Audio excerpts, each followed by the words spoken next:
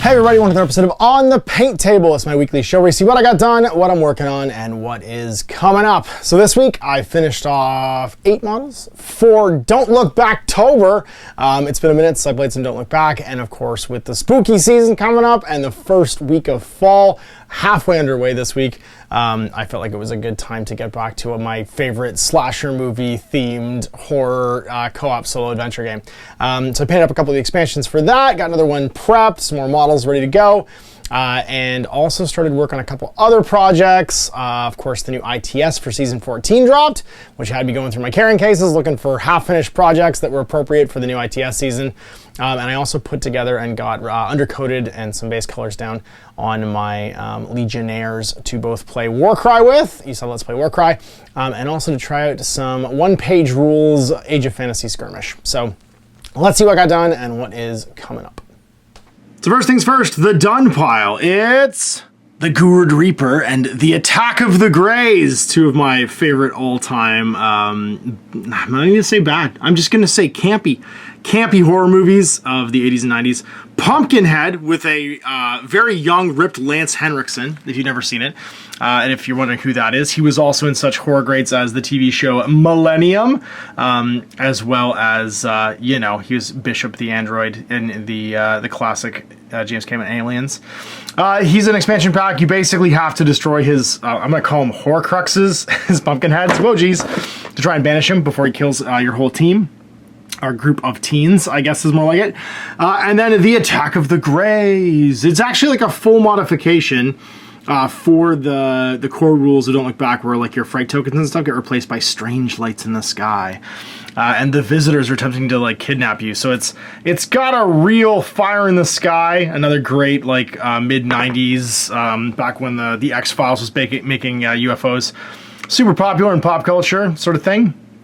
And you have 3 killers. You have three baddies basically trying to hunt you down and abduct you, which is really neat. So those are the first 2 I painted up, and I'll be basically doing like a weekly show for Don't Look Backtober. Some Don't Look Back every week because it's just fun and it's themed. And after cranking out 25 Votan models next week, I wanted to do something fun just for me. And I love Don't Look Back, and I had a bunch of these awesome like VHS themed expansions I hadn't painted up yet. And so for the second wave of those games, I've got the Curse of Oak Hill, which brings a new character in. He's of course a exorcist, and then a possessed ballerina, like a little kid who's possessed to be the true name demon that you have to try and banish, which is cool. So it basically adds like a new person to like lead the teens. There's kind of like, because you got Ranger Sandy is kind of like the adult in the group in the core game. This is another adult basically that can go and do some Salem's Lot / exorcist style stuff. And then some more supporting characters. Of course, if we're gonna have some games downtown, of course, trick-or-treating with the Guerrilla Reaper and banishing a local ballerina, like someone's daughter, from being a demon. You got to have some more downtown kind of looking supporting cast, and that means the pizza delivery guy, was the Gordon Gekko type, and then I can't remember the name of the third one. She's like she's like a samurai sword. She's kind of like I don't know. She's kind of like an investigator herself. She doesn't feel like a supporting character, I guess is what I'm saying. But they're more sort of like downtown-y than like, the extra cop, the Officer Dingo. I can't remember what his actual name is, but he's basically the Farva of the group, or like the backpacker, the hiker. They're a little more Lost in the Woods, Camp Crystal Lake style. These are a little more urban, so I wanted to paint them up too to do our urban style games. And that's like the last 2 things I'm gonna do for Don't Look Backtober. I'm gonna do 4 episodes over the course of the month. And the Attack of the Greys has 2 new scenarios in it. The Guerrilla Reaper has 1, and I'll do that one the last, I think, for the week of Halloween. And then Curse of Oak Hill also has 1. So that's gives me four episodes for you guys to watch, and a fun, spooky, just for me project, basically, for Don't Look Backtober.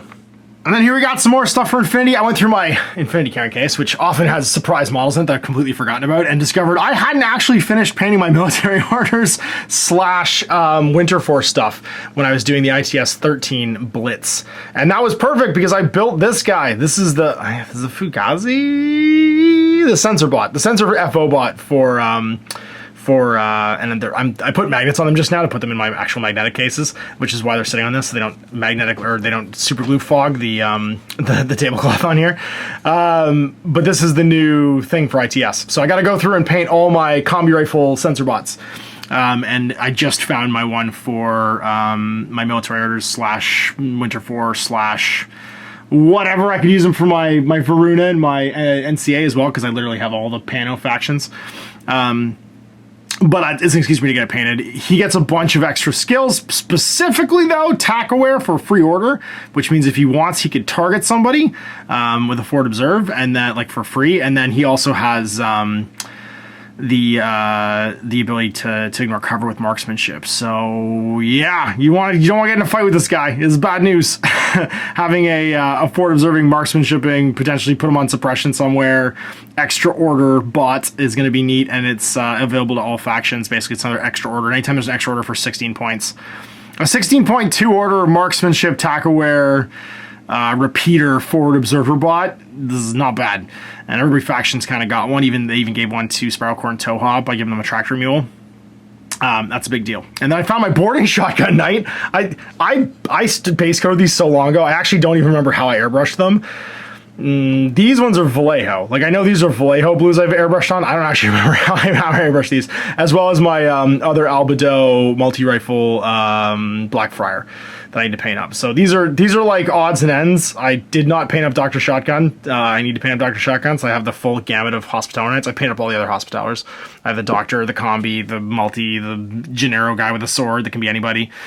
And then my support pack, so that I can replace my old Machinist and Trauma Doc, although I do have the ancient ones sitting over on my shelf still that I occasionally pull out and use. It'd be nice to have the new ones done, and this is just a good excuse to do it. As well as one more PAL bot, because you can never have PAL bots to rock and roll in your games of Infinity. And this should, I think, give me a good spread of stuff. I really need to paint my, what are they called now? They're not specialists. They're not Croziers. They used to be like specialist. The military orders, like TO camo guys. They have a new name, and I can't remember what it is right now off the top of my head, but I have 4 of them I have to paint up, because I painted my Teutonics just recently, and this is kind of like the last wave of stuff to finish off my ammo until they redo the Seraph in Siocast, which I'm pumped for, as well as the baggage bots. I want the baggage and Evo bots for Pano to get done in Siocast as well. I don't mind. I have the 2 metal newer Code 1 small bots done up, but I'd like to have the big ones. I'd like to see the big ones all finished as well, because that would make me happy with some non-chipping tags for my ammo. And there's my Legionnaires and my Centauron Marshal. Oh my god, these models are so nice. I'm excited for the new Slaves of Darkness just to see like a redo along these lines. It's kind of hard to believe these aren't Warriors of Chaos. Right, the Mutandors with his like Beastman legs and like slowly mutating stuff. The leader guy with his just very 80s metal look to him. And then you get the Tall Horns, which I did up all on the face masks. I really like the face mask. I like the grim faceless. Like, they look like Ian Miller drawings. I think that's what I like about them. Like, they have like a real Ian Miller look to them. And then these guys, which are the Horn Shields, which are like the sort of like the regular sort of like Joe Legionnaire guys. I am pumped to paint them, and I almost want to do like a Blanchitsu like watery paint thing with them and give them some like different love, but then they won't super match my Slaves of Darkness armor I already have. I'm torn. I could also use lots of like dark washes and do like almost like an Ian Miller paint style instead of like instead of a John Blanche paint style. And then I built this. I was shocked how big he was. I didn't actually think he was this big. I hadn't seen him next to another miniature, and he is ginormous and insanely cool. I don't think I've seen Slaves of Darkness stats for him yet, but I'm really hoping when that book comes out, he is badass, because like, look at how cool that model is. Come on. He's got that like Greek gladiator sort of like look to him with the helmet, with the basket mask. Right? He's got like the wicker basket kind of mask to him. And his pose is amazing. Like, if I was to vote, like, every year they do like the miniature of the year thing, if they did it like good guys, bad guys, this is definitely my bad guy miniature of the year. This model is so cool. I don't think there's any miniature that GW's done this year that's as cool as this guy. He just hits every like grim, dark, chaosy aesthetic for me. He's not too over the top. Like, he looks functional. You know what I mean? Like, all of his armor's kind of functional and stuff like that. And his pose is amazing. So every now and again, man, they just knock it out of the park. And these miniatures, I think, are some of the nicest Chaos miniatures they've made in a long time, and I'm pumped to paint them. And then I'm gonna paint these up. This is gonna get painted for Crisis Protocol. Epic Tech Mike has been doing some sculpting again, and he built some no supports needed FDM stackable buildings that you can make as big or small as you want. So basically you can stack these so that they can be 3 stories. Like this could be the top story if you wanted. There's a couple doors on them, so you can have like a single story as well, right? And yeah, he just put these up on my mini factory and they just got approved. So I'm gonna paint a setup so you guys can see what they look like, and we'll use them in some Crisis Protocol games coming up soon. So yeah, just 8 models painted this week, but like I said, after cranking out an entire army of Votan stuff, plus, but I painted something else that week too. I don't know what it was, but it was like a bunch of things. Oh, I painted all the Alpha Strike minis too that week. That was like I'm a natural sprinter. I sprint to the end of all these projects, but then I like to coast for a minute. This week was me just coasting and like kind of tinkering and going through boxes and being like, it'd be fun to paint this couple models, but I don't want to look at a big project full of like 1 million models for a couple weeks. And this was sort of like a palette cleanser for me, and doing a project that's just like, I want to do this because it's fun. I think every painter, every hobbyist should do that every now and again. Just get off the train of like new releases and hype generation and fear of missing out, and do something that you're personally excited about. And yeah, you come back feeling very relaxed and centered and back in your hobby, and you can kind of pick and choose from the noise and the chaos of this crazy industry. Anyway, big thanks for watching. We'll see you for more on the paint table next week. Till then, I'm Ash. Happy gaming. Hey there, I hope you enjoyed that video. There are tons of other games already recorded for you to watch. Click over to my channel page if you haven't already, and have a look through the dozens of playlists full of videos. I guarantee you'll discover a game you haven't seen played before. I put out new videos 7 days a week, and every day is themed to a different genre as I continue to explore the wider world of gaming. Of course, none of that's possible without you, the viewer, so click a like and subscribe if you'd like to stay on top of what's happening here daily.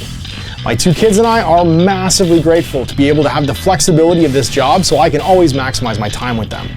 If you want to support me continue to put out this content, it's only possible because of my amazing backers on Patreon who support the studio, equipment, and model cost, as well as being how I make the bulk of my living. You can also help out by buying a t-shirt through Spreadshirt, a measuring gauge or widget from Death Ray Designs, or buying one of my games and supplements like Last Days, Game of Wolves, and Blaster. As a way of showing my appreciation, patrons get early access to new games and supplements that I write throughout the course of the year. Huge thanks for watching, it really does help out, and happy gaming.